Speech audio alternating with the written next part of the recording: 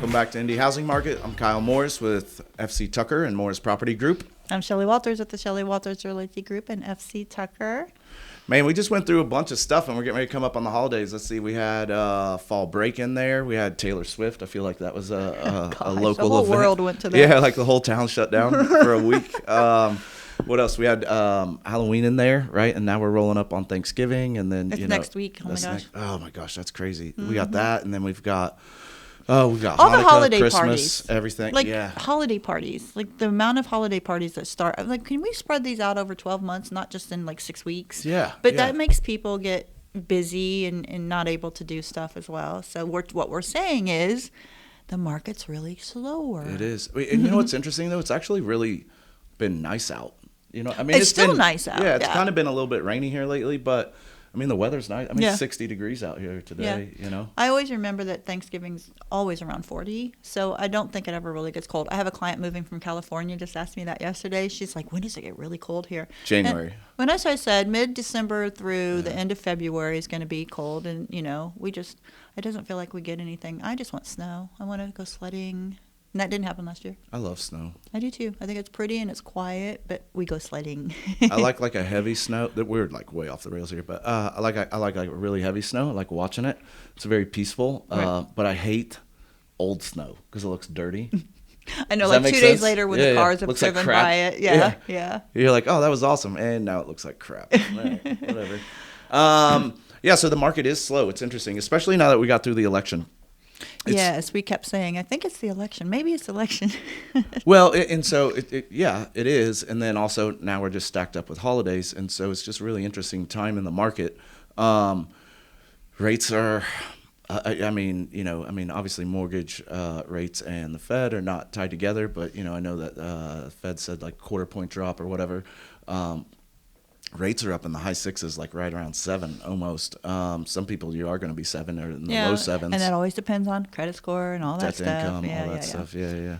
But it's just it's very, you know, stuff. We as a team, you know, I have like 8, 9 houses on the market right now, and they're all good houses, and they're just kind of sitting, you know, low in showings, all of that stuff. And I think, you know, as I talk to other agents, that's just what everybody's kind of seeing right now. Well, I know, and I was on vacation last week, so I haven't, you know, been in it for 7 days, but looking at the stats and everything, it's definitely changed. But the one thing is, when I came back Sunday night, my clients had come in from out of state, and they were just doing some open houses while I was gone. And then I made appointments Sunday night for Monday to show houses. And that included 2 agents calling that they went and saw, got their information on Sunday, and we saw 2 houses on Monday. Monday morning, my phone was going, you know what, because they all... No, I don't know. I don't know what. What, app shit crazy? I don't know. There we go. Bat shit crazy? I don't know. I was trying to think of the word without saying that. Now you made me say it. So the thing is that they were all like, did they like it? Did they like it? Or what are they thinking? Are they thinking of making an offer? And then the ones I'm going to see this afternoon, it's like, oh, we're very motivated. They're all said they're motivated. And I'm like, oh my God, everybody's freaking out because they made it through the weekend. Yeah. But I didn't look at days on market on any 4 of them, but... There's some concern out there by these agents. And, I mean, you said you've got it too, but our average days on market, if we just look at Carmel for the past 7 days, was 44. Yeah. So if you're sitting for 30 days, you're still below average. So really pay attention, agents, what your average days on market before.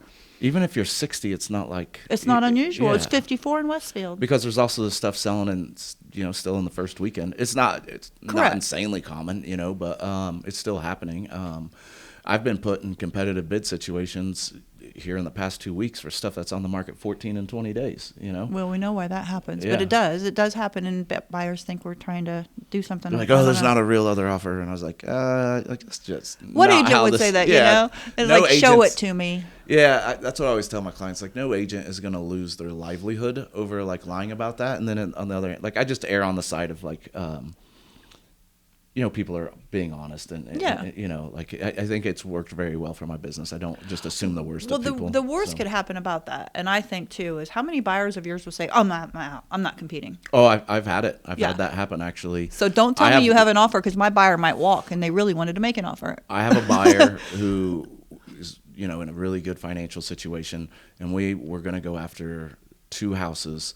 And both of them, when it got competitive, he walked. Yeah. And I mean, he could have easily bought this house like very, very, like, over list, all that stuff. And he's just like, I'm not going to do that. Right. Well, it's buyer fatigue still. Yeah. And then the other thing is like they have the ability to go to the next house now. They do. So I'll just find the next one. I'm not ready. I don't really need it today. But here's the weird thing about this as we talk about that. So, okay, so we've talked a lot about, not a lot, but last time we talked about buyer feedback, or maybe 2 times ago. Yeah. And there Seller was or the agent feedback. Yeah. Yeah. And like, I don't want to talk about lawsuits or anything because like, I don't know all the details of it, but there's the lawsuit that we heard about, like that was somewhere nationally. I don't even remember where it was, but where an agent or a brokerage got sued because feedback was given and it ended up hurting the buyer because it was held against them when they did submit an offer. When I submit feedback, it's usually almost always it's just my professional feedback, right? Unless my client specifically says, hey, will you let them know this, right? So it's just my professional feedback on the house. But so here we are talking about like I'm getting showings and all this stuff, and feedback is just like non-existent, and it's been trending the wrong way since COVID. And that was because you were looking at so many houses and your timelines and all this other stuff. Even then, I always gave feedback because I just don't. I get notifications to provide the feedback, and I get tired of the notifications. So right, so it makes you do it. Yeah. Yeah, I just want it to get go this off away. my plate. Yeah, it's like a little box I have to check, right? So I just don't think it's that difficult. It doesn't take that long. And then I do know other agents who are like, well, no feedback is our feedback, right? Or I don't want to put my buyers at a disadvantage, et cetera, et cetera. My argument has always been if you don't leave feedback, you don't list enough houses. Because it's more about professionalism, with our sellers and all that stuff. And yes, I know that's on me to have those conversations with my clients, which I do with my sellers. But sometimes it's just nice, right? Because, you sit there for 30 days, 60 days, an agent can be like, hey, this is a great house, it's just needs this and countertops or whatever it may be, right? Well, the thing about that is I've been this as a listing agent is I've had, because like if you get the feedback or whatever, or they call you and have questions and they say, they really didn't like the fact that it had green countertops. Like I have said that to them, and it's probably going to be a problem to sell. Can you please put that in your feedback? Yeah. Like there's times that I'll try to if you really felt that way, yeah. And if you think the price is too high, I'm like, well, we've had that conversation multiple times. Will you please put that in there? Yeah. I'm not telling them what to put in there, but they've said that's what they think. I'm like, then please don't ignore that. Please put it in because sometimes we as listing agents, I don't like when people say, what should I list it at? What do you think? When I say it's too high, well, what do you think it should be? That's not my job. But to help, I think sometimes agents do appreciate the help from fellow agents of what they've seen, because you probably know they've already told the seller that, and the seller is like, no, I don't believe that. But when they get peppered with it 3 or 4 or 5 times, then they're like, oh, maybe we should do something about it. Yeah. So, but then so we're talking about that. But then on the other end, you're talking about getting phone calls from agents. And you and I kind of talked about this beforehand. And me personally, I have never gotten a phone call from an agent, like when I represented a buyer and an agent called me saying, hey, like following up, like really heavy on it. I've never had a buyer be like, you know what, let's circle back. Yeah, I am interested in that house. After they've called and told you how wonderful the house was, did you notice it had the woods behind it? And did you notice the schools right across the street? Yeah, we did. Yeah, like, or like, hey, I have a motivated seller, all this other stuff, right? I guess, like, I'm not afraid to send in a low offer. Like, if we want the house but we don't like the price, like, I'll just send the offer. Like, it's just not that deep. It's just to like me. the commission question. Just put it in the offer. Yeah, and so it's really interesting that, like, I'm sitting here on one side saying, like, hey, like, I wish there'd be more professionalism with feedback. But then when I also see agents who are, like, reaching out, going above and beyond, I also know, like, that doesn't move the meter. Well, right? what happens to me... And like, it doesn't make a buyer buy. But it also... And it doesn't do that, but... What I think is more distressing for me is to be in the middle of showings and the phone calls start with that first showing, like 45 minutes You're like, into my we're like showing. an hour out of this thing. Chill out. Yeah, I've been out 5 minutes, literally, and that happens to me. And I'm sorry, but I'm still with my clients, and I'm not going to answer the phone. And then I see the text, what'd they think? I'm like, I don't know. We've got 4 more to go. I'm still with my clients. But the other part of that is to get that phone call, let's just say at 6 o'clock that night, and I've shown these buyers this house and these buyers these houses, and they go, what do you think of 123 Main Street? And I'm like, I don't even know what house you're talking about. Which house is that? When I get the feedback form, I will have all the MyBoard sheets in front of me with all of my notes, and then I'll do the feedback. I may be different. I may be weird. But I'm going to be detailed, and I'm going to give it up. But I can't do it over the phone. Just please don't put me in that position. Maybe it works for a lot of people, or I don't know. Yeah, just curious if there's a return on investment there. If people, like, I'd be curious if agents called in and said, oh, like I have gotten one or two or something like that. Because I'm sure it does, on occasion, probably move the meter, right? But I don't know. It's just really interesting as you kind of look at it on the flip side. When you talk about the follow-up from the list agent, whether it actually does anything or not. But I don't know. Like I said, I've just never struggled with, we either like a house, and that's what I tell my clients, is like, we either like a house or we don't like the house. We'll discuss the price after we discuss if we like the house or don't like the house, right? Like let's talk Cart about before the house. The horse. Yeah. Like, what are we talking about? What do you feel about when you leave feedback and you have questions in the feedback? Like, if I've done, 6 houses and I have specific questions on 3 of them, and I don't want to, make a phone call, I don't have time, or whatever the situation is, but I put in my feedback, wanted to find out, blah, blah, blah, blah, blah, and they don't respond. See, I actually get really good responses on that. I really do. A lot of times I don't. I do. The problem I have is, we use Broker Bay, and they tend to want to respond directly through that, and I think that's a cumbersome system to communicate through. That is hard, and it's not. I'm not going to notice it in a text. Yeah. So I get it both ways. So put it back on me. Text the agent. But here's the thing: if I don't have the agent's cell phone number, I can't find it. I don't have the MyBoard sheet in front of me. I have the feedback form right in front of me. Here's my question. Yeah, it usually gets responded to for me. Yeah, but like you said, if it comes back through Broker Bay, it's a little harder to find. But yeah, because then if you have another follow-up question, you're like, oh, how do I respond to this thing? Right, again? Yeah. It's easier on your laptop. On your phone, it's not super. Yeah. Well, I have to, re-download it all the time. It doesn't work today. Yeah, it always wants to. It's always like buffering. It just sits on the blue screen, and I'm like standing there waiting for a code. Have you had anybody? And I'm like, I look like an idiot. So I just had one a couple weeks ago where I had to use showing time. I still use showing time on occasion, but we cover a pretty broad area, so I have to go out. But I couldn't use showing time because my app wasn't still set up, and I didn't have all that, my logins and all that stuff. And when I called them, they had all my information, but they couldn't send me the how to get in, and it was so difficult. And I'm like, how do we make sure that if people are using showing time, that we as agents can use it, get the information we need. I couldn't do it, and so I had to call the agent, and the agent wasn't available. So I called them, and I'm like, just give me the access information. And they're like, well, tell me who you are. I'm like, you just said my name when you picked up the phone. Yeah, I don't know. I've had pretty good luck with that. One of my team members in particular, he does a lot. He goes pretty far out. He does a lot in Kokomo. We even had an agent who didn't want to accept our offer, even though it was the best offer on a Kokomo house. This was like, because you're an outsider. That's exactly what they said. And we're like, we sell like 20 houses a year in Kokomo. Like, we do a lot in Kokomo, actually. Like, I get it, but we just travel. Like, we reminds do know me of Kokomo an area well. I sold a lot of property in for a while. Where? I won't say. Okay. But anyway, same thing. It was Good Old Boy Network, and it was like, you're an outsider, and I'm like, no, I'm not. Yeah, I'm it not. was definitely that. Ironically, then they did follow back up with us, and they wanted us to write an offer, and I don't think we did because we'd moved on. But so the agent got in the way of that one, right? But I had an agent get in the way of an offer a couple weeks ago over this BCA form that we have. It was crazy. So agents just need to know the fiduciary responsibility is for their client and what their client needs, and that's it. But we talked about what we were looking up before this started is the amount of back on markets and reduced. I mean, I feel like we're back to like 2019, 18, just a normal market. Mm-hmm. It's actually a better market because we're not at 180 days on market or more. We still have good days on market, still seeing back on markets, but the amount of back on markets to me seems high. I didn't look at back on markets. I did look at reductions, right? But I didn't look at back on markets. It's interesting.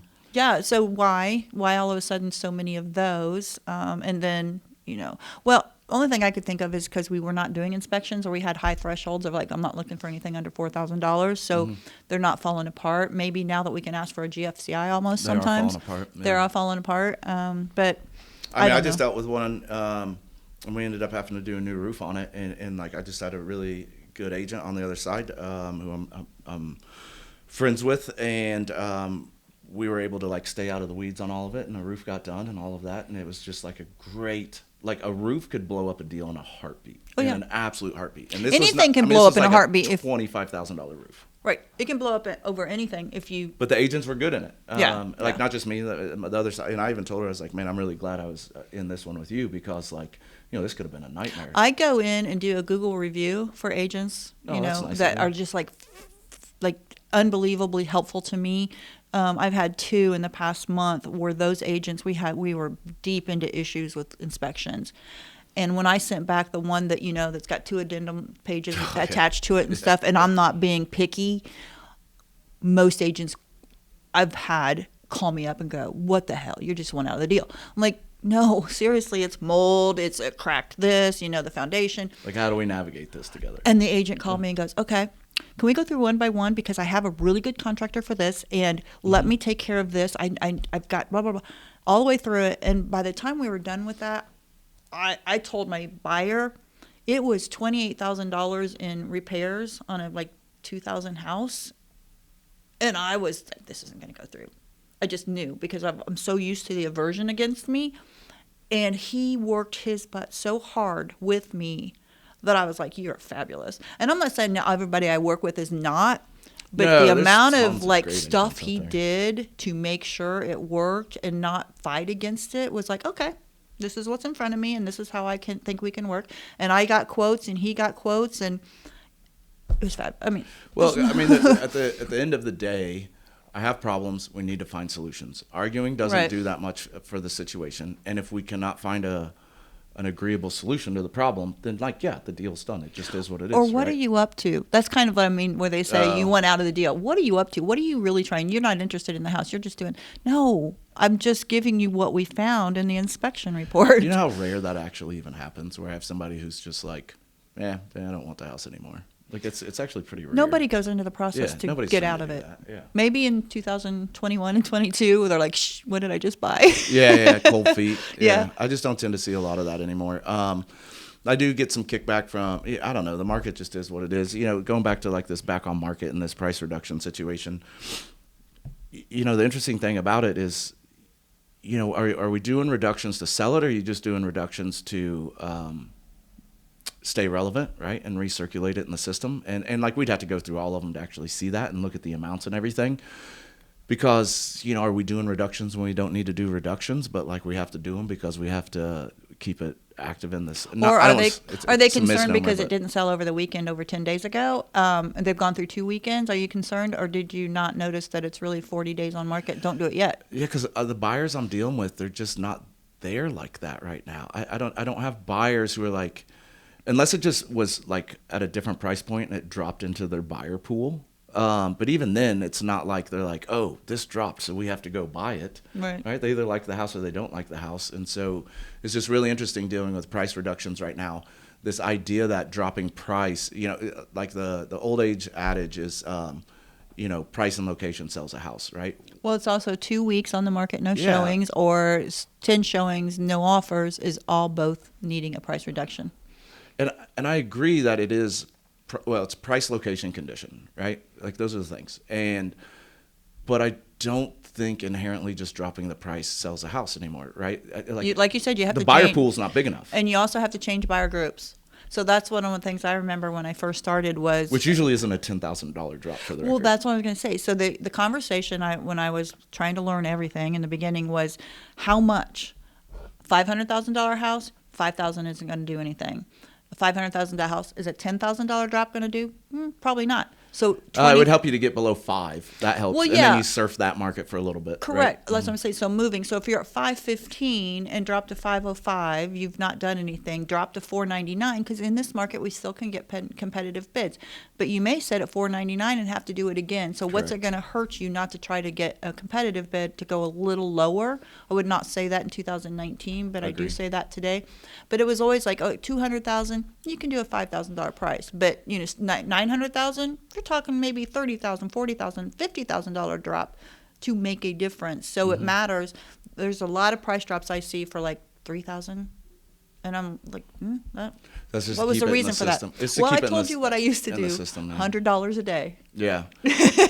Yeah. So once it gets stagnant in my board, like if you do the change, it like kicks it back into people's search portals and stuff like that, right? But not if they were at 525 and they really needed to only go up to 5. You need to get below 5 to change who's looking at it. Because Correct. what you said, my buyers have already seen it at 525. They didn't like it then. if we liked it They'll at go see it 525, we would have wrote it for 510. Like that's and just how saw it works. it, went and Yeah. looked at it. But you're not going to make me now go look at it because it went to 510. Especially once you've been on the market 7 days, like you're gonna get a low ball offer. Like that's just the reality of it, Yeah. right? Most likely. So Buyers always say, "What's wrong with it?" Still, because they're still in the opinion it should have sold.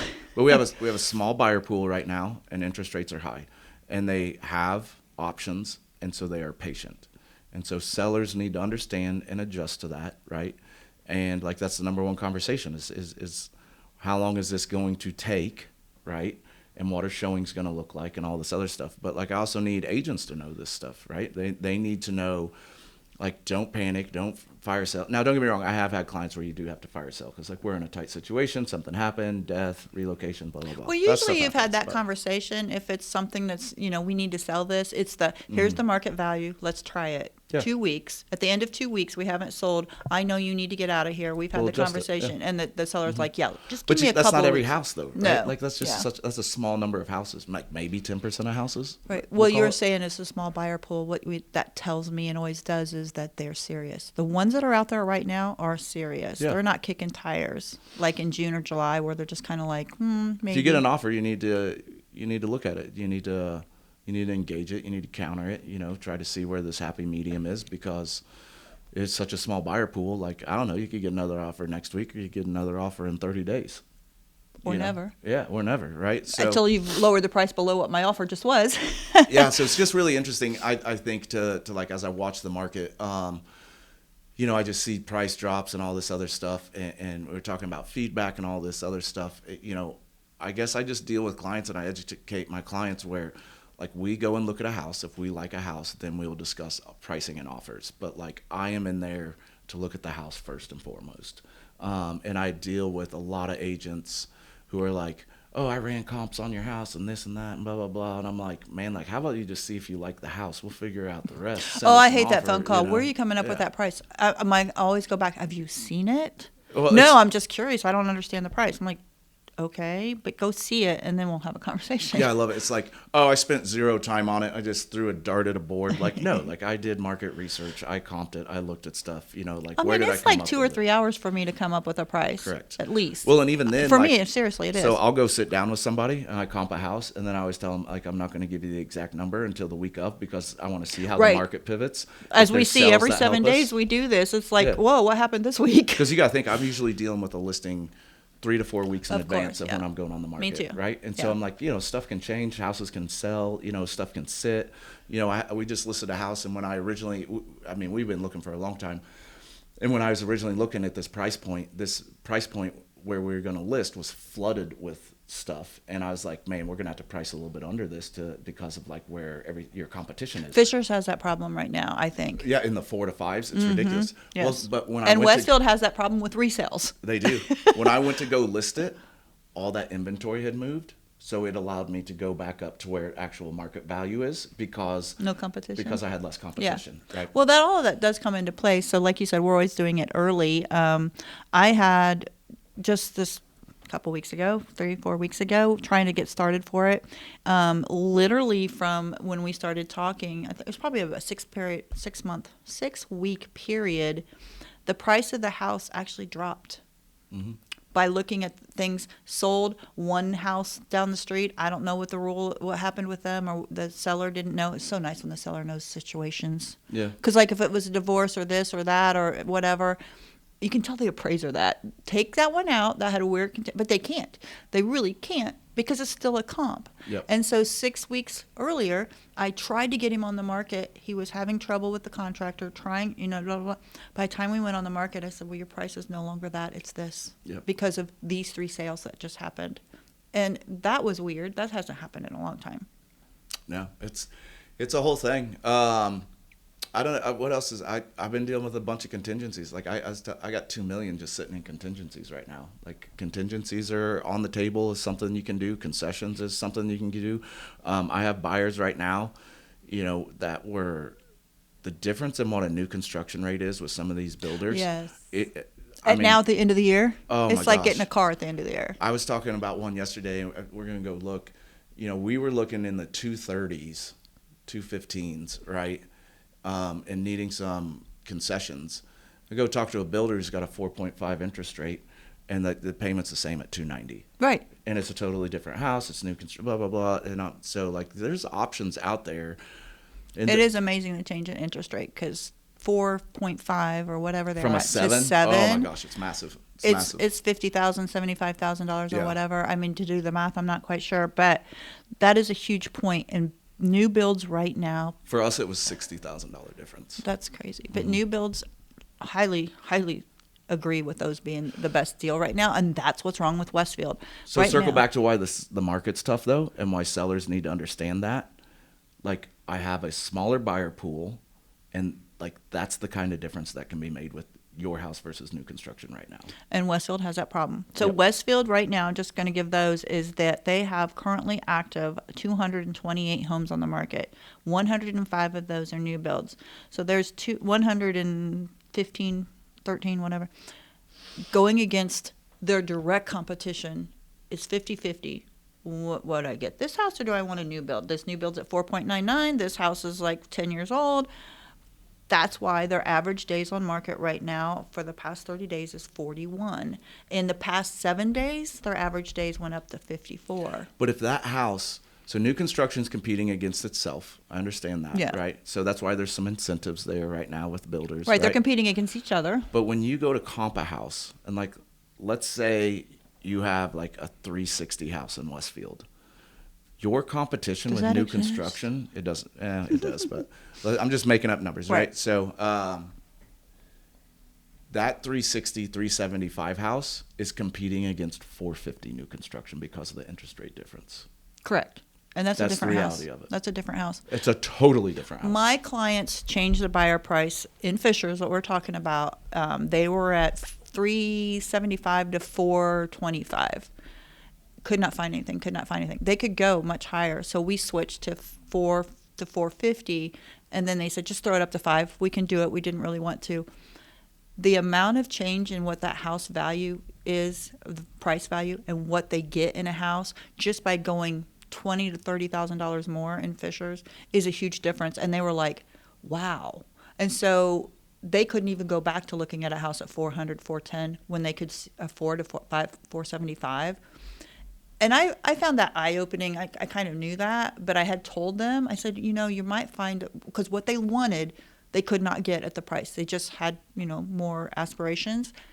But it was amazing to see, and myself visually walking into the houses, just what $50,000 did in that price point, which is where the Fishers competition is if you are at $475 and you're really a $425 house or a $450 house, there's not much of a difference where that changes. Nope. But that number is smaller the lower the price point. So Correct. 150 to 225, like 20 G's is a massive difference in the type of house that you're buying. Just going over 200, period. Yeah. Well, and then going north of 225, like it's night and day, Mm-hmm. right? And then I think as you get up into the 4s and the 5s, those become like $70,000, right? Well, it's because literally it becomes granite, no granite. Mm-hmm. Just those little bitty some changes. slight updates or something. Just a little bit of change makes Yeah. them, more discerning of what they want, which is when you're sitting, if you're possibly sitting at 425 in Fishers or whatever, just as an example, look at what they're selling for at 450 and 475 because a buyer probably can go a little higher. If they all have granite, you probably need to do granite. And then maybe higher your price, $10,000. I don't know, but just look what your competition is a little higher than you. Well, when I talk to my clients, especially in that 4 to 5 range in Fishers, I'll go look at something that's 460, and then we'll go look at something that's 420. And I'll be like, yeah, this one needs paint, it needs, it needs light fixtures, and it needs new carpet. I can do that for less than $40,000. The visualization is hard Yeah, for buyers. it is. And we know that, you and I will say that. But some people, they don't have the cash. They're They just, don't. you know, they were going to do the down payment, first-time home buyers especially. But throw an offer out there where you get carpet done, right? Right, You know, right. whatever it may be. We can do that now. You can offset some of that stuff, you know? I don't know. That's why I think when I go and I talk, when we're dealing with buyers and we're dealing with sellers, and, you know, we get back into this, like, this price and these follow-ups and all this other things. Like, if I have somebody who's interested in the house, they're interested in the house, and then my offer will reflect what we need to be interested in the house.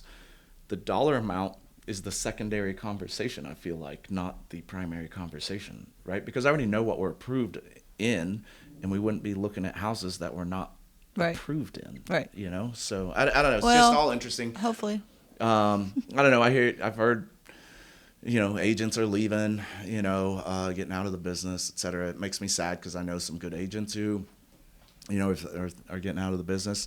But at the same time, you know, it's going to get tough, and then there'll just be new agents who come into the business. One of the things that upsets me the most. It's a constant door. Yeah. Revolving door. See a lot of great agents quit the business before they become great. And that makes me sad. Well, you know, there's that crawl up the hill to get just where you feel like you should be, and just sometimes you just quit right before. You could probably peak next week, but they just burn out or run out of money. This is not a cheap business to run, and people think it's maybe something other than a business, but it is a business. Yes. And you have to have the money in the bank account to grow over that hill. Yes, to really make it profit and loss involved if you run this correctly. Yes, you have a P&L statement. Yes, you do. And I don't like to look at mine, so. My poor girl. I love it. I know. My poor girl sends me the P&L, and she's like, she has asks, and since she's like, could you please answer the questions? I'm like, oh God, I don't know. That's why I have you. Like, I'm still eating and the electricity's on. We're good. We'll figure out the rest. You know, what are we talking about? So, my stats. So Fishers, I had 32 go on the market. There's 208 on the market, which is like, I don't know. We haven't done this in 2 weeks. So, and 25 of those are still on the market. 7 of them pended. 21 actually pended within that week time period. Average day on market is 40. And then Noblesville is just very similar. It's 178 on the market. 28 went on the market last week. 22 are still out there. 6 pended. But 23 total actually pended last week, and we're at like 43 and 21 in Noblesville. So there's a house on there that's killing me on data that I did remove it this time because we talked about it. It shows like negative 8,000 days. I was like, how is this not fixed yet? Have you not turned that in yet? Hey. All you do is click. We don't have to throw shots like that. That wasn't very nice. At this point, I feel like you're aware of it. Have you not turned it in yet? I have not seen it, and I don't know the address. So anyway, back to me. The Carmel stats. So what you were saying is very interesting. The amount of houses that I saw penned in the past 7 days, that was a lot. Yeah. I thought. Yeah. But anyway, Carmel had 28 hit the market. That's pretty low.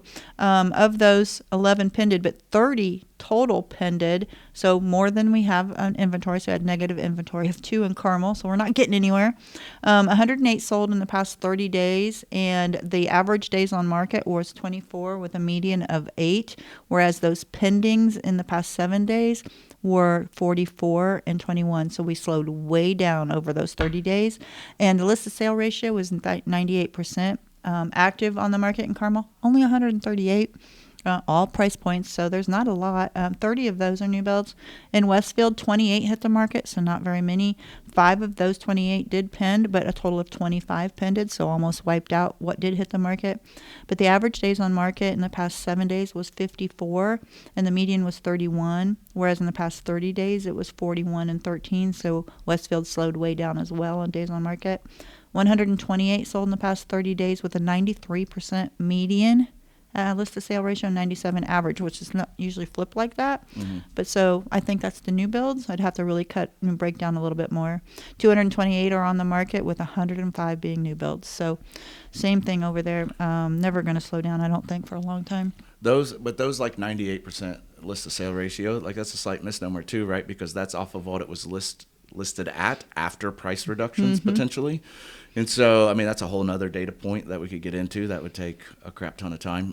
Maybe we'll do it one of these weeks. Just we need somebody who's really analytical and say, here, let's get the real numbers. It's called Josh. Josh would do it. He's probably already got it running. And Josh will be back in a couple of weeks. He's so fun to talk to because he doesn't mind bringing up things that might snare a little people in the, a Yeah, little yeah, bit. but there are things that need to be discussed. They're all valid. It's all Absolutely good. agree. If you guys Yeah. don't get on his Facebook page as real estate agents, Josh, can you say his last name? I don't remember. Tim McGaney. He is so fun to watch what he says on there. He gets people fired up, Yeah. but it gets a discussion going. It does. It absolutely And does. I like having him on the show. Regardless, it educates consumers. That's what we need to know. And I think it educates agents. Agents need to know the opposite sides of things as well. Right. It's a different viewpoint all the time, and then the conversation goes from there. Zionsville, only 4 hit the market, 4 pended, and 10 total pended. So Zionsville, quick. The amount of sold in the past 30 days was 28. So in the past 7 days, it was 22 average days on market and only 14 for the median. So, Zionsville's quick because of the amount of inventory. And in the past 30 days, it was the same for days on market. So they're just staying steady. Average list to sale ratio in Zionsville, 101%. So just the inventory there, no inventory, no competition. And then the actives only in Zionsville, 59. So, it's, everybody's like wanting for these price adjustments and all this other stuff, right? They're here, right? Like this crash that people think is going to happen, that's not a thing. But like where people were talking about the market adjusting, like we're in it right now. The problem is people aren't taking advantage of it because interest rates are so high, right? And so it's just this really interesting time in the market where what you wanted is happening, but buyers still don't want to pull the trigger because it's just so freaking expensive because your interest rate's 7%, unless you get into new construction, right? But that drop in price is here for people. The leverage is here for people. And so I just hope people know that because it's not going to stay here forever. This is going to be one of those things where, I wish I would have done this. When that window was there. Yeah, they don't. Same as like 2020. It was like, I wish I would have bought my house in 2020. It'd be worth like 4 times as much. Or I right wish I now. would have bought in 2022. It's now 24. But here's the thing, talking about these houses that are setting, the way we moved them before was the 2-1 buy down. Mm-hmm. And that is still available. So people can do. If you're a seller sitting on the market or you're an agent with things sitting on the market, don't be afraid to throw out you'll pay a point because you may get a lower price or pay a point and they pay more. So it all evens out. Do the math. It's the net at the end. Yep. And buyers may be able to buy your house. It doesn't cost a seller a ton to do that either. It will cost them if they don't get an offer. No, that's what I mean. If they don't do it, it'll cost them. Yeah. That's what I'm saying. So do the math. If you get it, let's say you're listed at 300 and you get an offer for 280, but they would pay 290 for a point, you're still back down to maybe, even it's still a win-win. Yeah. And the buyer may be offering a low price, and if you don't like that, counter with, I'll pay a point, give me more. In the end, for the buyers or the sellers, we can start talking about what that would do for them for tax purposes, for not selling it as much, the concessions and all that stuff. So don't pay attention to the price as much. Look at what this buyer might really need. Yep. I don't know. I hope people kind of like know what we're in, and it's just one of these things, a majority of us are always like, I wish I would have taken advantage of this when it was here. And you're always like 6 months to a year behind it. And I don't know. I just think that's where we're at. Like if people have a really good opportunity. I mean, the biggest headache you have right now is we're fall getting into winter, and that's not the ideal time for a lot of people to move, right? Especially if you have school-age children, right? So that can come into play unless you're staying within the school system and stuff. So I understand all of it, but I don't know how long this little cool period in the market lasts. Interest rates are still driving it. So until they come down a little bit, or until people get used to 7, if that's where we're going to stay, which I don't know that we will, but until we stay here for a long time and people say, okay, that's what we're going to be, because there's still buyers out there waiting for that drop. Yeah. And they may not wait long enough and it'll become 7.5. You just never know. I don't know if it's going to sync up where the price adjustment and the rates sync up. Correct. I don't think the price of the house just went up $10,000 and you just went to 6.5 instead of 7. Yeah. So what is it? What's the best way? Yeah, but I don't know. It's interesting out there. As long as sellers are educated what's going on, buyers, you're in a really good spot. Sellers need to have a little bit better idea, not panic. Agents need to not panic. But we all need to communicate. We just need to communicate. There's zero problem communicating and still having your fiduciary responsibility and still protecting your client. I don't know. That's just not a hard thing. No. So No, it's just a fine line, and you should be able to navigate it to the best of your ability with your best interest of your client. yeah, it's not that hard. So what else you got? We got Thanksgiving next week. Yeah. So we probably won't do a show next week. I got my pumpkin pie thing. Oh, dude. You and your well, we're doing pumpkin pies too, but not to your extent. I'm slightly envious of that. It's taken on a life of its own. It's because you are the most generous person as a real estate agent, above and beyond. I don't know who. Sometimes that's called questionable judgment also. No, it's just that shows your personality, and you're such a good person, and I'm not just saying that because you're sitting next to me. But anyway. I appreciate it. We'll see. But then I want to get some people on here in December to do some wrap-up stuff. Let's get Coffee on here. Let's get Brad Coffee should be a really good one. He's always really good for what we want to do stats-wise. Yeah, talk at end of year dive. stats. Yeah. And then Josh said he could come into town and do one. He's always interesting, and a couple of other things. Property management. We're going to get some property management on here too, right? We discussed that. That's really interesting. Yeah. So if you guys, think that you'd be great on the show, if you have some things you really want to think that we should discuss, please call us, let us know. If you have any ideas of what you think we could cover and have somebody else do it, just let us know, because we're really looking for ideas of what is going to be good for other people to hear or talk about. Yeah. And if you just want to come on and give your opinions of this market, like you think we're full of it and like you're seeing something totally different, I would love that we could talk about that. Yeah, I would love that. I do too. Yeah. But anyway, thank you so much for being here. I'm Shelly Walters with the Shelly Walters Realty Group in FC Tucker. My phone number is 317-201-2601. And I'm Kyle Morris with Morris Property Group and FC Tucker. My number is 317-649-5122. Bye. See you next week.